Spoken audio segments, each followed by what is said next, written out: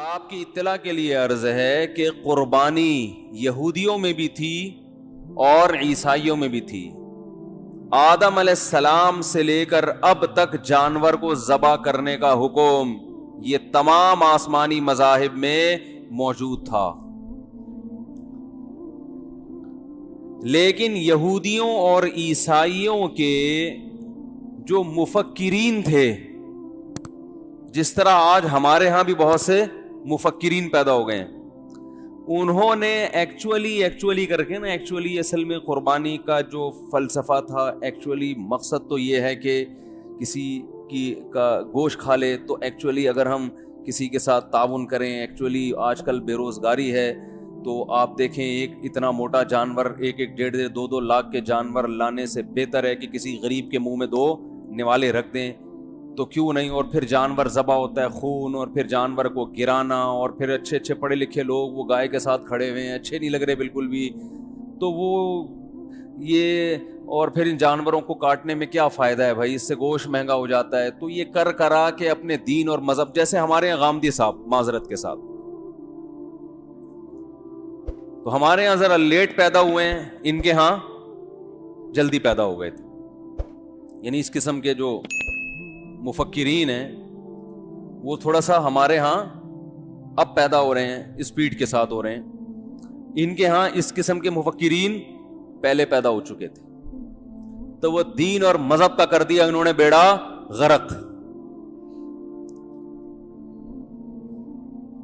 ان کے علماء بھی اسی رو میں بہہ گئے، عوام کو خوش کرنا. عالم کی یہ کوشش نہیں ہونی چاہیے کہ پبلک کس طرف جا رہی ہے، بلکہ اس کو یہ کرنا چاہیے کہ پبلک کو اپنی طرف لے کر جائے، جس چیز کو وہ برحق سمجھتا ہے. عوام کی خوشی کا اعتبار اہل حق علماء نہیں کرتے. ہاں بعض دفعہ یہ ہوتا ہے کہ عوام کی مینٹل اپروچ سے ایک چیز اوپر کی ہوتی ہے، تو اس کو بیان کرنے میں خطرہ ہوتا ہے کہ یہ غلط استعمال نہ کر لیں اس کا، وہ ایک الگ ٹاپک ہے. تو قربانی کا جو حکم ہے یہ تمام مذاہب میں، آج تورات پڑھیں آپ، بائبل پڑھیں، اس میں بھی جانور ذبح کرنے کا حکم ملتا ہے ہمیں. تو اس میں 2 انتہائیں پیدا ہوئی ہیں. غلو، تحریفیں ہوتی ہیں نا دین میں، تو علماء کا کام کیا ہوتا ہے کہ جہاں لوگ ایک طرف غلو کا شکار ہیں، حد سے تجاوز کر رہے ہیں، علماء وہیں پہ انہیں روک دیتے ہیں. حضرت مفتی محمد شفیع صاحب رحمہ اللہ سے کسی نے کہا نا کہ یہ مولوی اپنے آپ کو دین کا ٹھیکیدار سمجھتے ہیں، یہ بتاتے ہیں کہ یہ ہمیں بتائیں گے کہ قرآن و حدیث کا مطلب کیا ہے. تو یہ ٹھیکیدار کب سے بنے ہوئے ہیں؟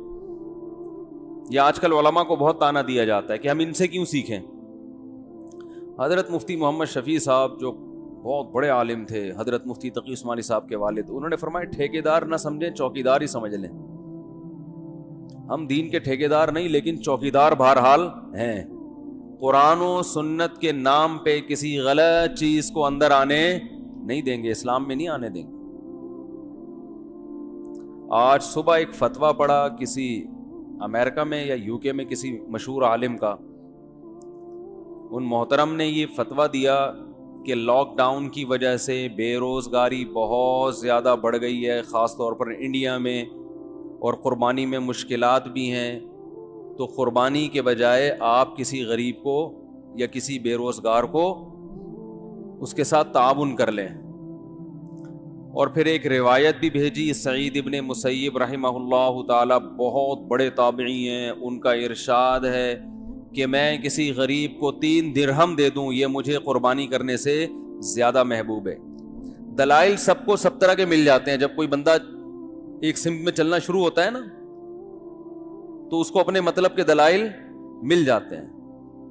عوام حوالوں سے متاثر ہوتی ہے. بھائی کتاب کا ریفرنس بھی المحلہ، حدیث کی کتاب، ریفرنس بھی سعید ابن مسیب، بہت بڑے تابعی، ان کا ریفرنس بھی. تو کمنٹس میں لوگوں نے بڑا اپریشیٹ کیا ان کو، ماشاءاللہ زندہ باد. تو مجھے وہ امریکہ سے کسی نے بھیجا کہ بھائی یہ کیا ہے.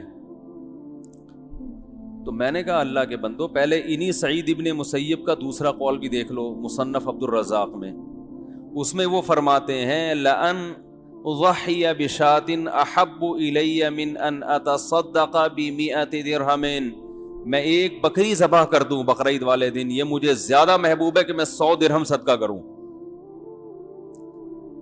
ایک حدیث میں 3 درہم کا مقابلہ اور ایک بکری سے، اور اس میں 3 درہم کو وہ کہہ رہے ہیں زیادہ بہتر ہے، دوسری حدیث میں 100 درہم کو بھی کہہ رہے ہیں کہ یہ قربانی سے بہتر نہیں ہے۔ تو یہ والی ہے تو وہ والی بھی تو ہے۔ دوسری بات یہ کہ آپ کیا حضرت سعید ابن مسیب کے مقلد ہیں کہ ان کا ایک رائے سامنے آ گئی، آپ نے فوراً قربانی کا فلسفہ ہی سارا چینج کر دیا؟ سب سے پہلے رسول اللہ صلی اللہ علیہ وسلم کا عمل، 10 سال آپ صلی اللہ علیہ وسلم نے قربانی کی ہے، حالانکہ اس وقت غربت جس انتہا کو پہنچی ہوئی تھی آج ہم لاک ڈاؤن کے باوجود اس کا تصور نہیں کر سکتے۔ خود نبی کے گھر میں 40 دن چولہا نہیں جل رہا ہوتا تھا، آج ہم اس کا تصور نہیں کر سکتے۔ اور پھر رسول اللہ صلی اللہ علیہ وسلم کے بعد صحابہ تابعین سب قربانی کیا کرتے تھے، چند ایک سے مروی ہے کہ انہوں نے نہیں کی، مگر وہ صحابہ غریب تھے، مسکین تھے، جیسے حضرت ابو بکر اور عمر رضی اللہ عنہما، ان کے بارے میں روایات میں آتا ہے کہ یہ قربانی نہیں کیا کرتے تھے، اور آگے الفاظ ہیں کراہت ان یقتدی بہما، اس بات کے خوف سے کہ لوگ ان کی پیروی نہ شروع کر دیں۔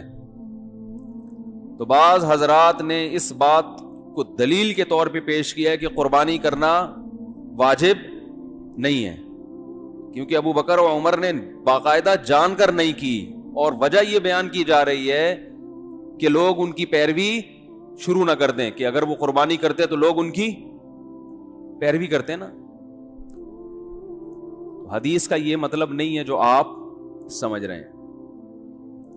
حضرت ابو بکر اور عمر انتہائی مسکینی کی حالت میں دنیا سے گئے ہیں، آپ ان کے خلیفہ ہونے کو نہ دیکھیں، آپ ان کی غربت کو دیکھیں۔ جس خلیفہ کے 10 15 پیون کپڑوں میں لگے ہوتے ہوں، ان کے پاس قربانی کے پیسے ہوں گے؟ بولو بھائی۔ حضرت ابو بکر رضی اللہ تعالیٰ عنہ کے گھر میں ایک دن کچھ اچھا کھانا پکا کے دیا، حلوہ کوئی میٹھا، انہوں نے فرمایا یہ کہاں سے آیا؟ کہا کہ آپ کے جو وظیفہ ہے نا بیت المال کا، اس سے بچا کے میں نے یہ حلوہ بنایا ہے۔ انہوں نے فرمایا اس کا مطلب وہ جو اتنے پیسے میری تنخواہ سے زائد ہیں، اس کی مجھے ضرورت، جو میں بیت المال سے حکومتی خزانے سے تنخواہ لے رہا ہوں، وظیفہ لے رہا ہوں، اس کا مطلب یہ جو بچا کے آپ نے یہ ڈش بنا لی ہے تو یہ اضافی ہے، اس کا مطلب اس کے سے کم میں بھی میرا گزارا۔ بولتے کیوں نہیں بھائی؟ ہو سکتا ہے، تو وہ اپنا وظیفہ کم کرا دیا انہوں نے، یہ تو غربت کا عالم تھا۔ تو حضرت ابو بکر اور عمر رضی اللہ تعالیٰ عنہ نے اپنے دور خلافت میں قربانی خود اس لیے نہیں کی، روکا نہیں کسی کو، خود نہیں کر رہے کہ لوگ آپ کی اقتدا کریں گے، کا مطلب یہ کہ صحابہ میں یہ غربت بہت تھی، تو جو غریب صحابہ ہیں وہ سمجھیں گے کہ ہم ہر ایک پر فرض عین ہے، یہ ہر ایک پر لازم ہے، کیونکہ جب یہ 2 حضرات کر رہے ہیں تو یہ تو مقتدا ہے نا۔ تو جن کے گھر میں کھانے کو روٹی نہیں ہے، جو بیچارے مٹی سے ملا دیا بھوک نے ان کو، وہ بھی بیچارے قرضے لے کے مجبور ہو کے کریں گے، تو اس خوف سے حضرت ابو بکر اور عمر نے نہیں کی۔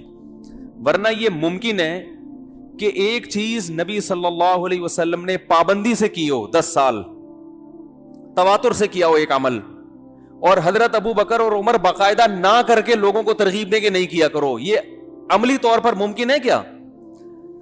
نہیں آ رہی بات۔ خلفائے راشدین تو سنت پہ حریص تھے، جو کام نبی نے کیا وہ تو لوگوں کو اور زیادہ ترغیب دیتے تھے۔ تو صاف پتہ چلتا ہے کہ آپ یہ چاہتے ہیں کہ لوگ غریب پہ قربانی کو واجب، بولو بھائی، نہ سمجھیں، اور ہم بھی یہی کہتے ہیں کہ غریب آدمی پر قربانی واجب نہیں ہے، یہ مالداروں کا کام ہے۔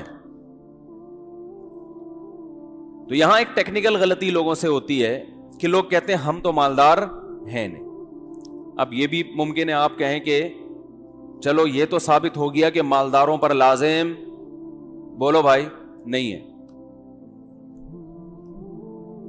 سوری غریب پر لازم نہیں ہے، تو ہم تو کیا ہیں؟ غریب ہیں۔ تو یاد رکھو آپ کا غربت کا دعویٰ، یہ اس میں آپ کی رائے کا اعتبار نہیں ہے، کیونکہ ہمارے سابق صدر بھی اپنے آپ کو کیا سمجھتے ہیں؟ تو وہ بھی غریب سمجھتے ہیں کہ بھائی میرے بہت خرچے ہیں، میں نہیں افورڈ کر سکتا، میں اسٹیل مل کھا کے بیٹھا ہوں، پی آئی اے کھائے، میں نے تو بہت سی چیزیں رہ گئی ہیں ابھی، اور میرے خرچے پورے نہیں ہو رہے ہیں۔ تو فقہا نے جو نصاب بیان کیا ہے قرآن و سنت کو سامنے رکھ کر، وہ نصاب کا اعتبار ہوگا کہ آپ کی تمام ضرورت کے جو بیسک خرچے ہیں وہ نکال کر اگر آپ کے پاس اتنا مال بچتا ہے جس پہ زکوٰۃ واجب ہو جاتی ہے 52.5 تولہ چاندی، تو اس کا مطلب آپ شریعت کی نظر میں کیا ہیں؟ مالدار ہیں، کیونکہ مالدار نہ ہوتے تو اسلام آپ پہ زکوٰۃ کو لازم نہ کر رہا ہوتا، زکوٰۃ تو مالداروں میں فرض ہے نا۔ اس لیے علماء نے ایک نصاب بیان کیا ہے قرآن و سنت میں غور کر کے کہ سونا، چاندی، مال تجارت، کیش رقم اور وہ سامان جو پورے سال بھی استعمال نہ ہو، تو یہ تمام چیزیں اضافی ہیں۔ گولڈ کیا ہے بھائی؟ بولتے کیوں نہیں؟ اضافی ہے۔ آپ کے پاس اگر گولڈ ہے تو آپ کہہ سکتے ہیں کہ میں نے آڑے وقت کے لیے رکھا ہوا ہے، تو جو چیز آڑے وقت کے لیے رکھی ہوتی ہے وہ گریبی ہوتی ہے، اور جو آڑے وقت میں، جو آڑا وقت کہتے کس کو ہیں؟ پہلے تو یہ سمجھ لیں، آڑے ترچھے کی ڈیفینیشن معلوم نہیں ہے لوگوں کو، تبھی تو آڑے ترچھے ہو رہے ہیں۔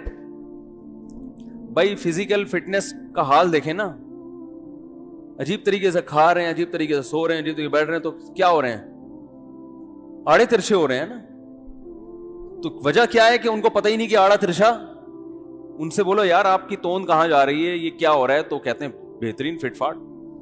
اس کا مطلب ہماری قوم کو آڑے ترچھے کا، بولو بھائی، نہیں پتا۔ تو آڑا وقت کسے کہتے ہیں؟ آڑا وقت کی ڈیفینیشن یاد رکھیں، آڑا وقت